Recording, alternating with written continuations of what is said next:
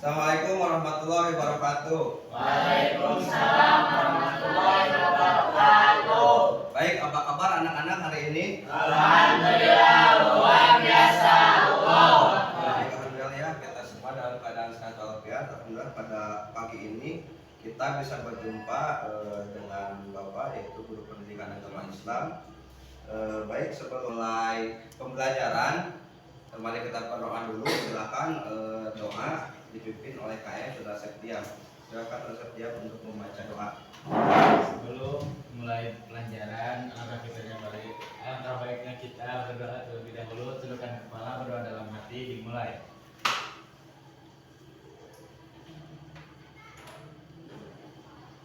Berdoa selesai. Terima kasih Saudara Septian yang telah memimpin doa. Baik, selanjutnya Bapak mengabsen dulu ya. Anissa Fitri, Septian, Hadir. baik, hadir semua ya pada hari ini, alhamdulillah. Baik, sebelumnya silakan cek dulu kelasnya. Silakan bangku kursinya dirapikan terdahulu, bajunya yang ada masih kurang rapi silakan dirapikan dahulu.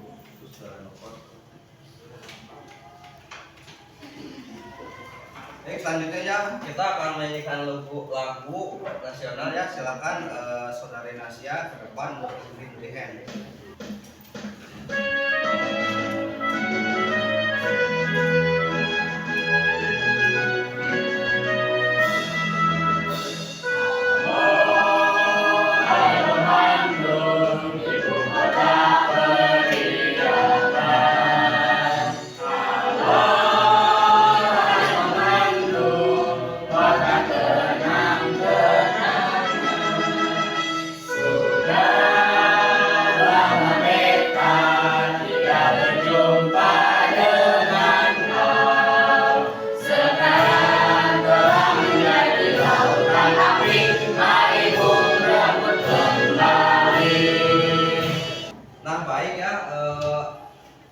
Pertemuan sebelumnya kita sudah membahas tentang isi kandungan surat Al-Isra ayat 32, dan pertemuan kita kali ini kita akan membahas contoh dampak akibat pergaulan bebas di kehidupan yang nyata.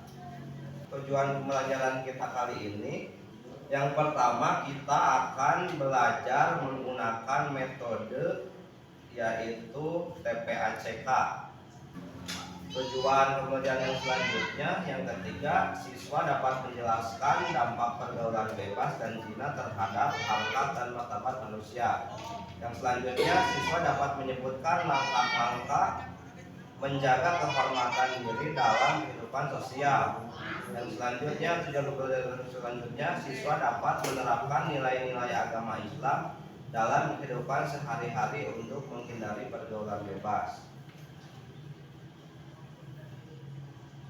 Nah, sebelum ke materi, Bapak ada pertanyaan dulu ya sedikit. Pertanyaannya, apa yang dimaksud dengan pergaulan bebas di dalam Islam? Ada yang tahu nggak? Ya, Pak. Ya, silakan Saudara Septian. Pergaulan bebas dalam Islam merujuk pada interaksi sosial antara pria dan wanita yang tidak sesuai dengan aturan-aturan syariat Islam seperti berpacaran tanpa ikatan yang sah atau nikah, berduaan tanpa mahram, atau melakukan perbuatan yang mendekati zina, termasuk pergaulan yang melibatkan percampuran antar laki-laki dan perempuan tanpa pengawasan yang sesuai. Baik, itu ya sepintas pertanyaan tentang yang dimaksud dengan pergaulan bebas dalam Islam. Baik, untuk pertemuan kita kali ini kita akan membahas yaitu dampak akibat pergaulan bebas di kehidupan yang nyata.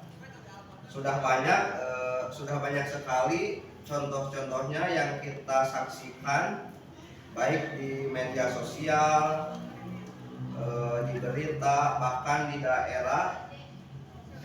daerah atau kampung sekalipun. Oke, maka dari itu untuk kali ini Bapak akan membagi kelompok ke dalam 3 kelompok. Yang pertama kelompok 1 ya. Kelompok 1 mulai dari ini, dari Rista, Rena dan sebagainya. Kelompok 2 ini yang kelompok 3 Septian, Reni dan lainnya. Jadi untuk tugasnya ya, setiap kelompok mencari berita untuk dipresentasikan, yaitu tentang dampak pergaulan bebas dalam kehidupan sosial, dampak zina bagi individu, dan dampak zina bagi keluarga dan masyarakat. Itu ya untuk tugas-tugasnya. Jadi yang pertama apa? Untuk kelompok 1 pergaulan bebas dalam kehidupan sosial ya, untuk kelompok 1. Untuk kelompok 2 yaitu ini untuk kelompok 2 ya, judulnya dampak zina bagi individu. Untuk kelompok 2. Untuk kelompok 3 judul tugasnya yaitu dampak zina bagi keluarga dan masyarakat. Nah, untuk tugasnya ya, silakan kalian cari baik di media sosial, baik berupa video ataupun artikel tentang tema yang Bapak tadi sampaikan. Nah, nanti ya kalau sudah beres membuat tugasnya, nanti kalian presentasikan di depan dari setiap kelompok masing-masing. Baik, silakan ya, sudah paham ya? Ada yang tanyakan nggak tentang tugas-tugasnya? Ya. Paham semua ya? Silakan Bapak kasih waktu 20 menit untuk kalian mengerjakan tugas-tugas yang Bapak perintahkan kepada kalian. Silakan dikerjakan dengan kelompoknya masing-masing. Kan sudah ada, itunya Bang Anjoy. Silakan sudah ada. Kelompok 3 sudah ada ya, silakan dikerjakan. Baik ya, sudah 20 menit ya, sudah beres semuanya? Ya, untuk kelompok 1 beres. Kelompok 1 tugasnya berupa apa? Video atau artikel? Video ya, kelompok 1. Kelompok 2 video atau artikel? Video. Kelompok 3 video sama ya, semuanya video, berupa video tugasnya. Nah, sekarang silakan kelompok 1 untuk mempresentasikan hasil tugasnya per kelompok. Silakan kelompok 1 untuk presentasikan di depan. Nanti kalau sesudah presentasi kelompok 1, kalau ada pertanyaan dari kelompok 2 atau kelompok 3, silakan kalian tanyakan kepada kelompok 1. Silakan kelompok 1. Assalamualaikum warahmatullahi wabarakatuh. Waalaikumsalam warahmatullahi wabarakatuh. Ini perwakilan dari kelompok 1 akan menayangkan video.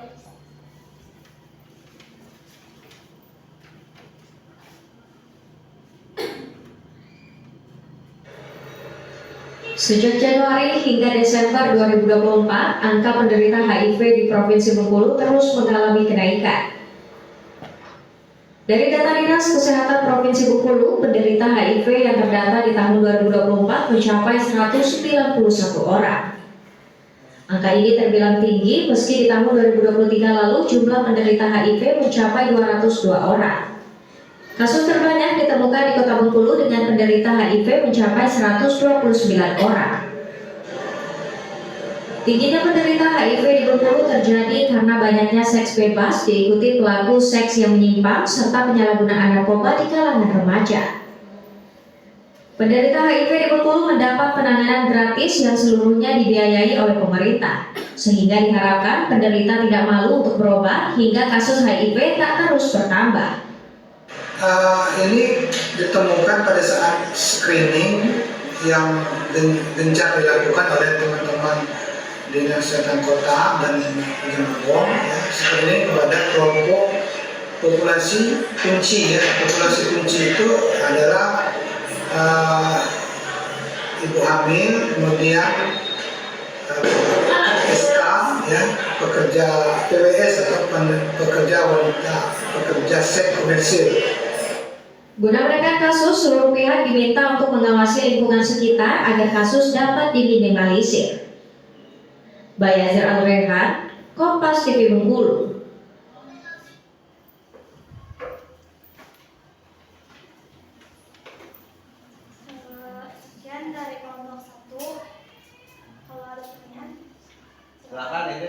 1 ya. Beri tepuk tangan dulu untuk kelompok 1.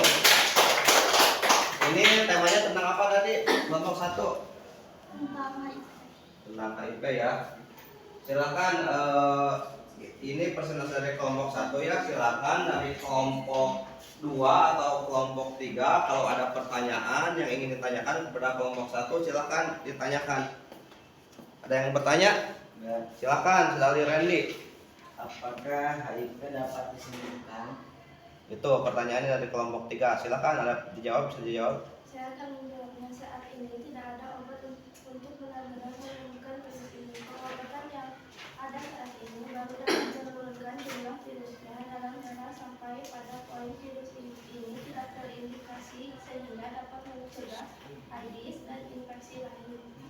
1. Ya, ada lagi yang bertanya? Saya. Silakan, saudari Halda. Bagaimana HIV menular dari satu orang ke orang lain? Orang tertular HIV melalui kontak dengan cairan tubuh yang berasal dari seseorang yang mengidapnya. Cara yang paling umum seorang dapat tertular HIV adalah melalui 1. Melakukan hubungan seks dengan orang yang mengidap HIV tanpa menggunakan pengaman.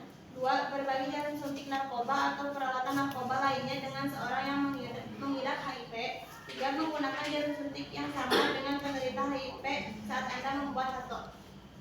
Ya, sudah dimengerti? Silakan tepuk tangan dulu untuk kelompok 1. Silakan, terima kasih untuk kelompok 1. Kelompok 2 silakan ke depan untuk mempresentasikan hasil tugasnya.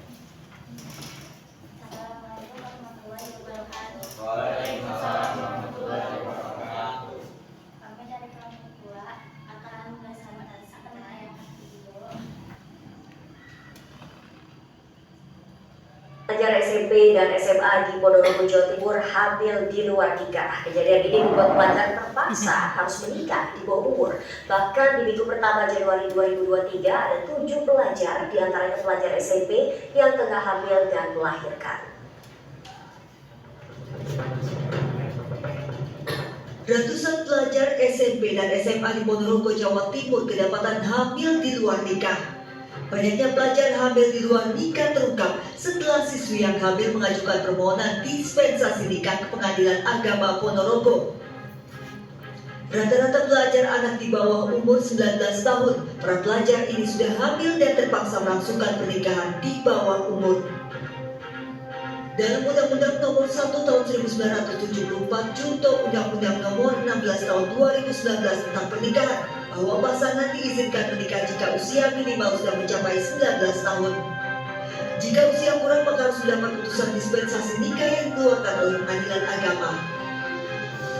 Jumlah dispensasi nikah di Pengadilan Agama Ponorogo pada tahun 2021 sebanyak 266 pemohon, sementara di tahun 2022 191 pemohon. Bahkan minggu pertama tahun 2023 sebanyak 7 orang pemohon dispensasi nikah yang semuanya siswa kelas 2 SMP dan SMA, mayoritas sudah hamil, bahkan ada yang sudah melahirkan. Tahun 2023 ini diawali dengan 7 perkara dan semuanya saya kabulkan karena semuanya itu sudah memenuhi unsur mendesak dalam pasal hamil di luar, bahkan ada yang sudah melahirkan. Terungkap anak-anak di bawah umur ini berpacaran dan melakukan hubungan suami istri di hotel tempat wisata, bahkan rumah saat orang tuanya sedang bekerja. Atas maraknya kasus ini, orang tua diimbau untuk mengawasi pergaulan anaknya, juga menanamkan ajaran agama dengan baik dan benar. Dari Ponorogo, Jawa Timur, Ahmad Subeki Aidus melaporkan. Demikian penayangan video dari kelompok kami. Apakah ada pertanyaan? Apakah dispensasi nikah dapat diberikan kepada pasangan yang hamil di luar nikah akibat seks bebas? Dispensasi nikah dapat diberikan kepada pasangan yang hamil di luar nikah akibat seks bebas dengan mempertimbangkan kondisi tertentu. Pengadilan Agama bisa memberikan izin untuk menikah apabila ada alasan yang kuat untuk melindungi hak anak yang dikandung dan memastikan agar pasangan yang terlibat dapat menjalin kehidupan yang lebih baik. Silakan, ada yang ingin bertanya lagi untuk kelompok 2? Silakan. Apa yang menjadi pertimbangan Pengadilan Agama dalam memberikan dispensasi nikah untuk pasangan yang terlibat bebas dan ingin menikah?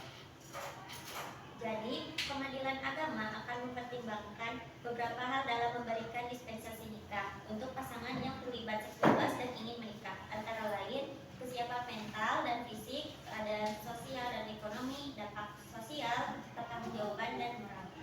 Sekian dari kelompok kami. Assalamualaikum warahmatullahi wabarakatuh. Mulai dulu kelompok 2. Silakan sekarang kelompok terakhir, kelompok 3 untuk mempresentasikan hasil tugas kelompoknya. Silakan ke depan kelompok 3. Assalamualaikum warahmatullahi wabarakatuh. Waalaikumsalam warahmatullahi wabarakatuh. Perkenalkan, kami dari kelompok 3 akan mempresentasikan sebuah video. Selamat menyaksikan.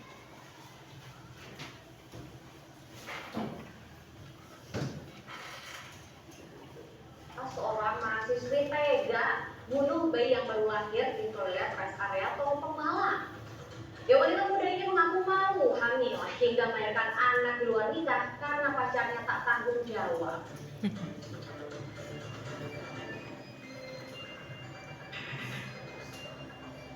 Akibat pergaulan bebas, mahasiswi ini diamankan petugas Polres Lumajang, Jawa Tengah karena dengan sengaja membunuh bayinya sesaat setelah melahirkan di toilet wanita rest area KM 319B Tol Pemalang, Batam.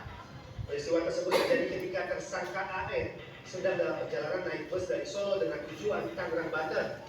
Sesampainya di rest area KM 319 Jalan Tol Pemalang, Batam, tersangka yang tengah hamil merasa sakit perut dan mulas. Ia pun nekat melahirkan bayinya di toilet wanita sendirian atau tanpa bantuan orang lain. Teganya lagi, dia langsung membunuh bayi yang baru dilahirkan dengan memasukkan jasadnya ke dalam plastik dan ditaruh di lubang WC. Mayat bayi pun ditemukan petugas cleaning service lalu dilaporkan ke petugas kepolisian. Lalu menggunakan plastik warna hitam untuk menaruh bayinya di toilet tersebut. Selanjutnya, AN meletakkan plastik tersebut di atas lubang WC, lalu pergi meninggalkan toilet untuk kembali ke bus dan berangkat ke Tangerang. Pemeriksaan otopsi terhadap bayi ditemukan sejumlah luka pada bayi akibat benturan benda tumpul, serta bekak dan cekik yang mengakibatkan mati lemas. Dari pengakuan tersangka, dia nekat membunuh bayinya karena hamil di luar nikah dan pacarnya sudah menghamili tak bertanggung jawab. Akibat perbuatannya, tersangka terkena pasal berlapis tentang perlindungan anak dengan pidana penjara paling lama 15 tahun dan tersangka juga dijerat pasal 341 KUHP dengan pidana penjara paling lama 7 tahun.